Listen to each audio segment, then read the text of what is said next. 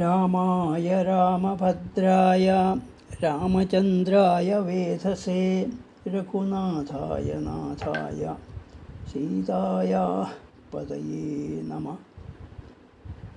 ശ്രീമദ് വാൽമീകി രാമായണം യുദ്ധകാന്ഡം. ദശരഥ സന്ദർശനം. അഗ്നിപരീക്ഷയിൽ വിജയിച്ച സീതയെ ശ്രീരാമൻ സ്വീകരിച്ചു. പരമശിവൻ ശ്രീരാമനോട് പറഞ്ഞു, ഭാഗ്യം കൊണ്ട് ഭവാനാൽ ഈ കൃത്യം ചെയ്യപ്പെട്ടു. സകല ലോകത്തിനും രാവണൻ മൂലമുണ്ടായ ഭയമാകുന്ന കൂരിരുട്ടിനെ അങ്ങ് പോരിൽ നശിപ്പിച്ചു. ദീനനായ ഭരതനെയും യശസ്വിനിയായ കൗസല്യയെയും ആശ്വസിപ്പിച്ച് കൈകേയിയെയും ലക്ഷ്മണമാതാവായ സുമിത്രയെയും കണ്ട് അയോധ്യയുടെ രാജ്യാധിപത്യം കൈക്കൊണ്ട് സുഹൃത്തുക്കളെ ആനന്ദിപ്പിച്ച് ഇക്ഷ്വാകു വംശത്തിൽ സ്വവംശം നിലനിർത്തി അശ്വമേധയാഗം നടത്തി ഉത്തമ കീർത്തി നേടി ബ്രാഹ്മണർക്ക് ധനം ദാനം ചെയ്ത് അങ്ങ് സ്വർഗത്തെ പ്രാപിച്ചാലും മർത്യലോകത്തിൽ അങ്ങയുടെ പിതാവായി മഹത്തായ യശസ്സിനെ പ്രാപിച്ച ദശരഥ മഹാരാജാവ് ഇതാ വിമാനത്തിൽ വർത്തിക്കുന്നു. പുത്രനായ അങ്ങയാൽ കരകയറ്റപ്പെട്ട അദ്ദേഹം സ്വർഗലോകത്തെ പ്രാപിച്ചിരിക്കുന്നു. അദ്ദേഹത്തെ നമസ്കരിച്ചാലും. മഹാദേവൻ്റെ വാക്കുകേട്ട് ലക്ഷ്മണസഹിതനായ ശ്രീരാമൻ വിമാനത്തിലിരിക്കുന്ന അച്ഛനെ പ്രണമിച്ചു. ശുഭ്രവസ്ത്രം ധരിച്ചവനും സ്വന്തം കാന്തി കൊണ്ട് വിളങ്ങുന്നവനുമായ പിതാവിനെ അനുജൻ ലക്ഷ്മണനോടൊത്ത് ശ്രീരാമൻ കണ്ടു. ദശരഥൻ ശ്രീരാമനെ ആലിംഗനം ചെയ്ത് പറഞ്ഞു, നിന്നെ പിരിഞ്ഞ് എനിക്ക് സ്വർഗമോ ദേവർഷികളുടെ സമ്മാനമോ പ്രിയപ്പെട്ടതല്ല. നിന്നെ കാട്ടിലേക്ക് അയക്കാൻ വേണ്ടി കൈകേയി പറഞ്ഞ വാക്കുകൾ എൻ്റെ ഹൃദയത്തിൽ തറച്ചു കിടപ്പുണ്ട്. ലക്ഷ്മണനോടൊത്ത നിന്നെ ക്ഷേമത്തോടുകൂടിയിരിക്കുന്നവനായി കണ്ട് ആലിംഗനം ചെയ്തപ്പോൾ മൂടൽമഞ്ഞിൽ നിന്ന് ആദിത്യൻ എന്ന പോലെ ഞാൻ ദുഃഖത്തിൽ നിന്ന് മുക്തനായി.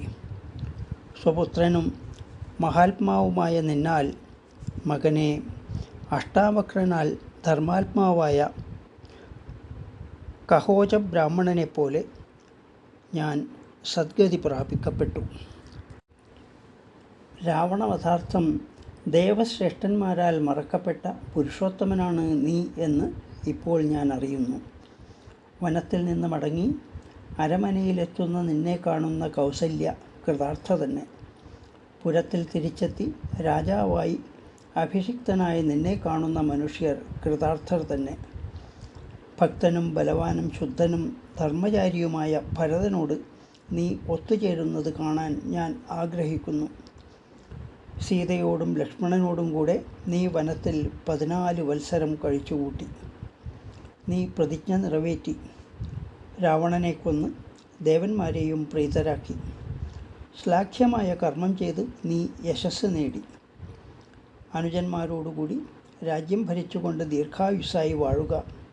ഇപ്രകാരം പറഞ്ഞ മഹാരാജാവിനോട് രാമൻ കൂപ്പുകൈയോടെ അപേക്ഷിച്ചു. കൈകേയിയിലും ഭരതനിലും പ്രസാദിച്ചാലും. പുത്രനോടുകൂടി നിന്നെ ഞാൻ ഉപേക്ഷിക്കുന്നു എന്ന് അങ്ങ് കൈകേയിയോട് പറഞ്ഞ ഘോരമായ ശാപം പുത്രനോടൊത്ത കൈകേയിയെ സ്പർശിക്കാതിരിക്കണം.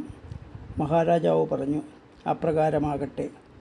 ലക്ഷ്മണനെ ആലിംഗനം ചെയ്തുകൊണ്ട് മഹാരാജാവ് പറഞ്ഞു, സീതയോടൊത്ത രാമനെ ശുശ്രൂഷിച്ചതുകൊണ്ട് നീ എനിക്ക് വലുതായ പ്രീതി ഉളവാക്കി. നീ ധർമ്മബലം നേടുകയും ചെയ്തു.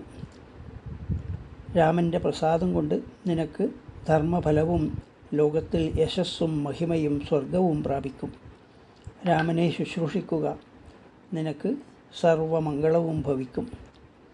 ഇന്ദ്രനടക്കമുള്ള ത്രിലോകവാസികളും ശ്രീരാമനെ പൂജിക്കുന്നു. അവ്യക്തവും അക്ഷരവും വേദങ്ങളാൽ പറയപ്പെട്ടതും രഹസ്യവുമായ ബ്രഹ്മവസ്തു തന്നെയാണ് ശത്രുസന്താപകനായ ശ്രീരാമൻ. ആ പരമരഹസ്യം ദേവന്മാർ തന്നെ പറഞ്ഞിരിക്കുന്നു. സീതയോടൊത്ത രാമനെ പരിചരിച്ചതിനാൽ നിന്നാൽ ധർമ്മഫലം പ്രാപിക്കപ്പെട്ടു. വിപുലമായ കീർത്തിയും നേടപ്പെട്ടു. രാജാവ് വൈദേഹിയോട് പറഞ്ഞു, നിന്നെ വെടിഞ്ഞതിനെക്കുറിച്ച് നീ രാമൻ്റെ പേരിൽ കോപിക്കരുത്. ഭവതിയുടെ പരിശുദ്ധി പ്രത്യക്ഷമാക്കുന്നതിന് വേണ്ടിയാണ് രാമൻ അത് ചെയ്തത്. ഭർത്തൃശുശ്രൂഷണത്തെ സംബന്ധിച്ച് നിന്നോടൊന്നും ഉപദേശിക്കേണ്ടതായിട്ടില്ല. എന്നാലും ഇവൻ നിന്റെ പരദേവതയാകുന്നു എന്ന് ഞാൻ തീർച്ചയായും പറയണം. ദശരഥ മഹാരാജാവ് 2 പുത്രന്മാർക്കും മരുമകളായ സീതാദേവിക്കും ഉപദേശങ്ങൾ കൊടുത്ത ശേഷം പരിലസിക്കുന്നവനായി ഇന്ദ്രലോകത്തേക്ക് യാത്രയായി. ദശരഥ സന്ദർശനം എന്ന കഥാഭാഗം ഇവിടെ അവസാനിച്ചു. ജാനകീ ജീവനസ്മരണം. ജയ ജയ രാമ രാമ.